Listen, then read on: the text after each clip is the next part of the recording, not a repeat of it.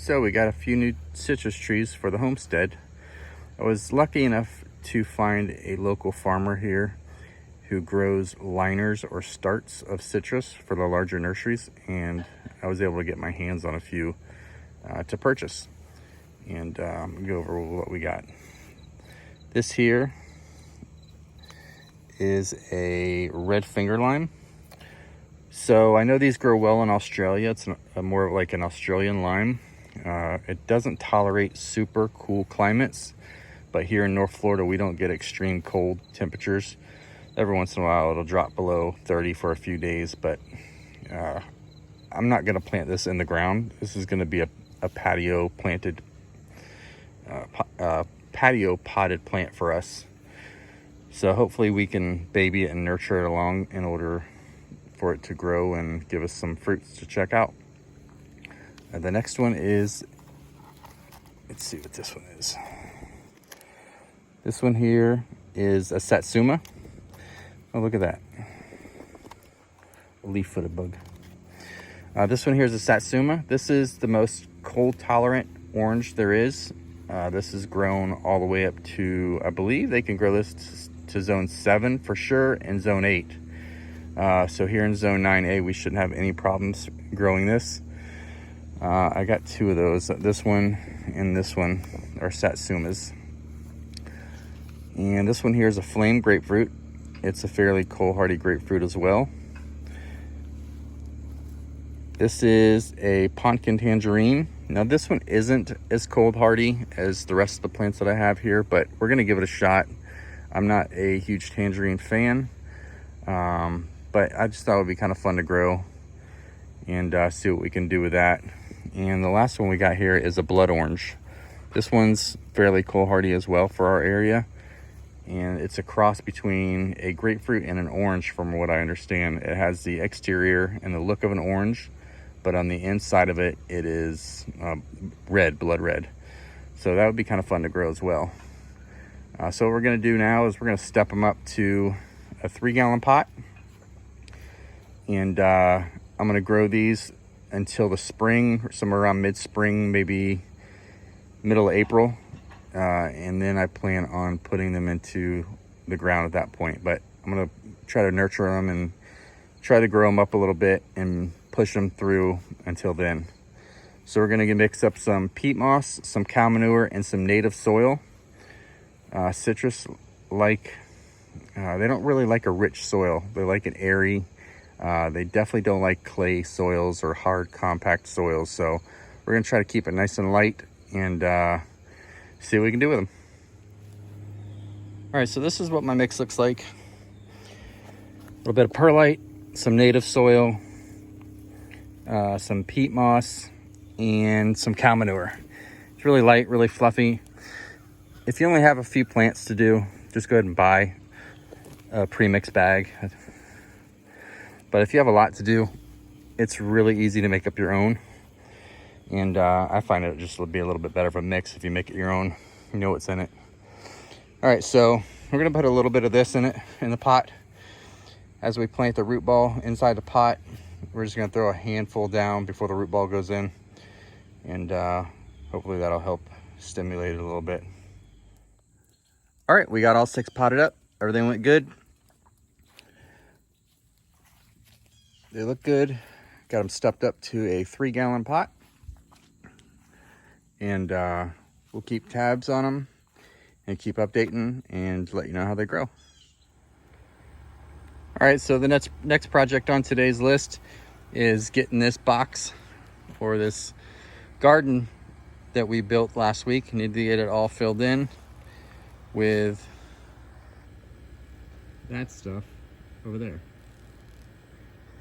So what I need to do first, I need to go back through with the cultivator and get all the clumps and grass that I missed on the first pass. Just break up the original soil a little bit, and then I'll come back with a layer of that, till it in, cultivate it in to the native soil, and then I'll fill it the rest up with a black cow.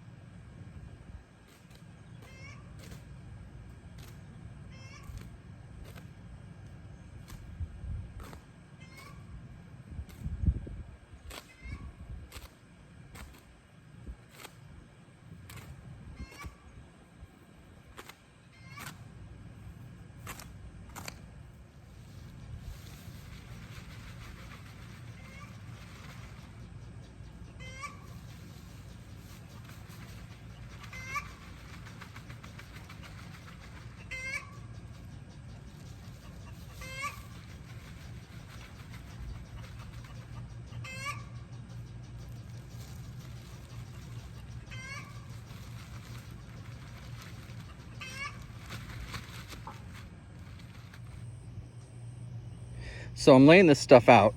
This is the cheap stuff that I got from a box store at Home Depot. And this is I think it's like $2.60. It's well under $3 a bag. And I also got the black cow, which is about $6 a bag.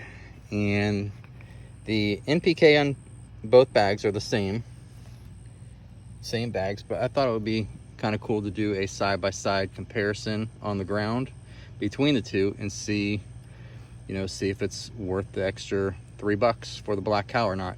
I think it is. I've been using black cow for many years now, and I think it's good stuff. I mainly got the cheaper stuff to fill in the bulk of this run, just to try to save a few bucks, because I'll be adding my own compost as time goes on, hopefully. But like I said, it's just a bulk filler for the bottom half, and then the top half I will be putting black cow in. So yeah, let's open this up and see if we can visually see a difference in it. Try to do this one-handed here.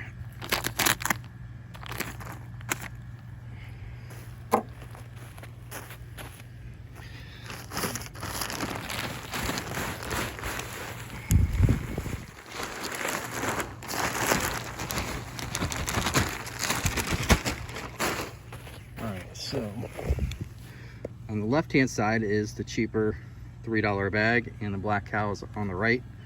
They're $6 a bag. Now I can actually already visually tell that there are a lot of uncomposted bits in the cheaper bag. Like you'll see, pieces of wood still that have not been composted or decomposed all the way. Which isn't a bad thing. It's not a negative. It just still has some breaking down to do. And on the right, black cow, it's purely composted. I don't see any leaves, wood bits, or anything in the black cow. So there's the two side by side.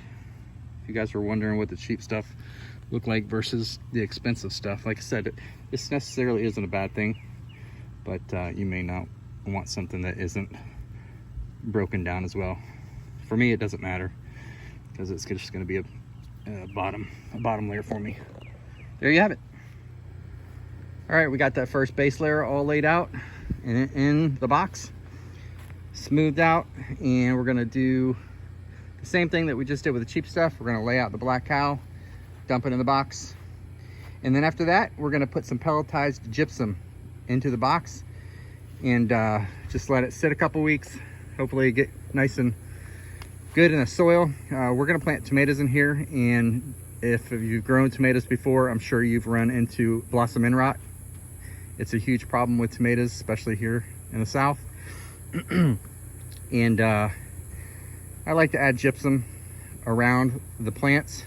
But since this is a new bed and not an established bed, we're going to go ahead and pre-act and put some gypsum down before the tomato plants go in. We're still about 2, maybe 3 weeks away from putting tomatoes in the ground. I still have a couple things to do. I have to lay out the drip system. I have to put up a rabbit fence, and I want to let this sit a week or two since it is just newly laid down.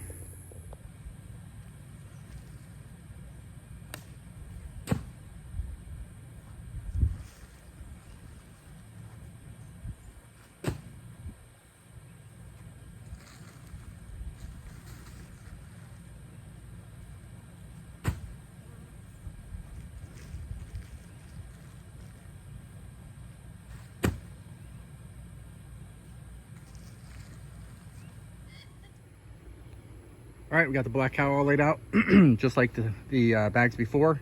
And to save a little bit of video time, I'm gonna go ahead and do this off cam. And it is getting super hot out here.